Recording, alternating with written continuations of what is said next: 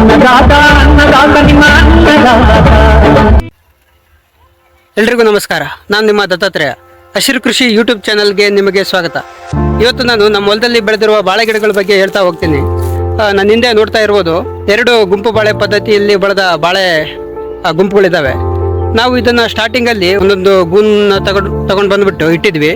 ಈಗ ನೋಡ್ಬೋದು ಒಂದೊಂದು ಗುಂಪಿನಲ್ಲಿ ಸಹ ನಾವು 10ಕ್ಕೂ ಹೆಚ್ಚು ಬಾಳೆ ಗಿಡಗಳನ್ನ ನೋಡ್ಬೋದು. ಈಗಾಗಲೇ ನಾವು ಇದರಲ್ಲಿ ಸುಮಾರು 10-15ಕ್ಕೂ ಹೆಚ್ಚು ಬಾಳೆ ಗೊನೆಗಳನ್ನ ಕಟ್ ಮಾಡ್ಕೊಂಡು ಹೋಗಿದ್ದೀವಿ. ಈಗಲೂ ಸಹ ನಾವು ನೋಡ್ತಿರ್ಬೋದು, ಇಲ್ಲಿ 2 ಬಾಳೆ ಗೊನೆಗಳು ಕಾಣ್ಬೋದು ನಿಮಗೆ. ಸೊ ಇಲ್ಲೊಂದು ಬಾಳೆ ಗೊನೆ ಈಗ ಆಗಿದೆ, ಅಲ್ಲದೆ ಈ ಕಡೆ ಸಹ ಒಂದು ಈಗಿನೂ ಬಿಡ್ತಾ ಇದೆ ನೋಡ್ಬೋದು. ಅಲ್ಲದೆ ನಮ್ಮ ಹತ್ರ ಆ ಕಡೆ ಕೂಡ 3 ಗುಂಪುಗಳಿದ್ದಾವೆ, ಅಲ್ಲಿ ಸಹ ನಿಮಗೆ ತೋರಿಸ್ತೀನಿ. ಇಲ್ಲಿ ನೋಡ್ತಿರ್ಬೋದು ನೀವು 3 ಗುಂಪು ಬಾಳೆ ಗಿಡಗಳಿದ್ದಾವೆ. ಒಂದೊಂದು ಗುಂಪಿನಲ್ಲೂ ಮಿನಿಮಮ್ ಆಗಿ ಒಂದು 5 ಗಿಡಗಳು ಇದ್ದಾವೆ ಕಾಣ್ಬೋದು ನೀವು. ಸೊ ಇಲ್ಲೊಂದು ಚಿಕ್ಕದಾಗಿ ಈಗಾಗೆ ಗೊನೆ ಬಿಟ್ಟಿದೆ ನಿಮಗೆ ಕಾಣ್ಬೋದು. ಅಲ್ಲದೆ ಮತ್ತೆ ಚಿಕ್ಕ ಚಿಕ್ಕ ಬಾಳೆ ಗಿಡಗಳು ಸಹ ಈಗ ಬೆಳೀತಿದೆ ನೋಡ್ತಿರ್ಬೋದು. ಸೊ ಇದನ್ನು ನಾವು ವ್ಯವಸ್ಥಿತವಾಗಿ ಒಂದು ಕಡೆ ಬೆಳೆಯುವ ಪ್ಲಾನ್ ಇದೆ. ಮುಂದಿನ ವಿಡಿಯೋಗಳಲ್ಲಿ ನಾನು ತೋರಿಸ್ತೀನಿ. ಅಲ್ಲದೆ ನಮ್ಮ ಹಿಂದಿನ ಬದಿಯಲ್ಲಿ ಸಹ ಲೈನ್ಗೆ ನಾವು ಬಾಳೆ ಗಿಡಗಳನ್ನ ಇಟ್ಟಿದ್ದೀವಿ. ಇದು ಸಹ ಗುಂಪು ಬಾಳೆ ಪದ್ಧತಿ ಥರ ಆಗುತ್ತೆ. ಇದು ಕೂಡ ಒಂದೊಂದು ಸಣ್ಣ ಸಣ್ಣ ಬಾಳೆ ಗೊನೆಗಳನ್ನ ಬಿಟ್ಟಿದ್ದಾವೆ. ಸೊ ಅಲ್ಲೊಂದು ಚಿಕ್ಕದಾಗಿ ಗುಂಪು ಬಾಳೆ ಇದೆ, ಇಲ್ಲೊಂದಿದೆ, ಈ ಕಡೆ ಸಹ ಇದೆ. ಇಲ್ಲೊಂದು 3 ಗಿಡಗಳ ಒಂದು ಗುಂಪು ಇದೆ, ಅಲ್ಲಿ 4 ಗಿಡಗಳ ಒಂದು ಗುಂಪಿದೆ, ಕೊನೆಯಲ್ಲಿ 2 ಗುಂಪಿನ ಒಂದು ಬಾಳೆ ಇದೆ. ಅಲ್ಲದೆ ಇದರಲ್ಲಿ ಮೊನ್ನೆ ನಾವು ಒಂದು ಬಾಳೆ ಹಣ್ಣನ್ನು ಕಿತ್ಕೊಂಡು ಹೋದ್ವಿ.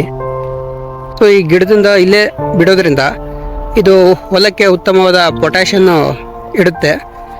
ಬೇರೆ ಬೇರೆ ಪಕ್ಕದಲ್ಲೇ ಬೆಳೆಯುವ ಗಿಡಕ್ಕೂ ಸಹ ಹೆಲ್ಪ್ ಮಾಡುತ್ತೆ. ಸೊ ಹಾಗೆ ಇಲ್ಲೇ ಮಲಗಿಸಿದ್ದೀವಿ.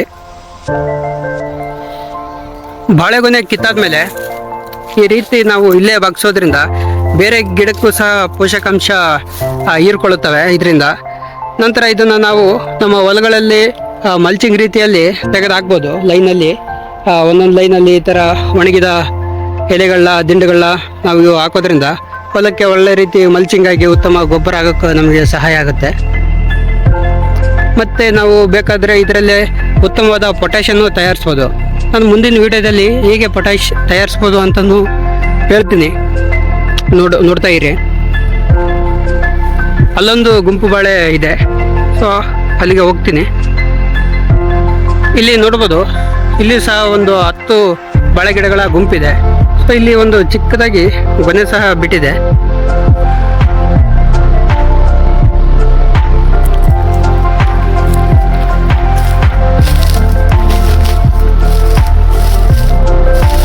ನೋಡ್ತಿರ್ಬೋದು,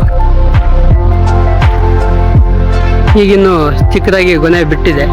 ಅಲ್ಲದೆ ಇಲ್ಲೇ ಒಣಗಿ ಬಿದ್ದ ಗೊನೆಗಳು ಸಹ ದಿಂಡುಗಳು ಉತ್ತಮವಾದ ಪೋಷಕಾಂಶನ ಪಕ್ಕದಲ್ಲೇ ಬೆಳೆಯುವ ಗಿಡಕ್ಕೆ ಕೊಟ್ಬಿಟ್ಟು ಹೊಲಕ್ಕೂ ಸಹ ಒಂದೊಳ್ಳೆ ಗೊಬ್ಬರನ ಕೊಡುತ್ತೆ.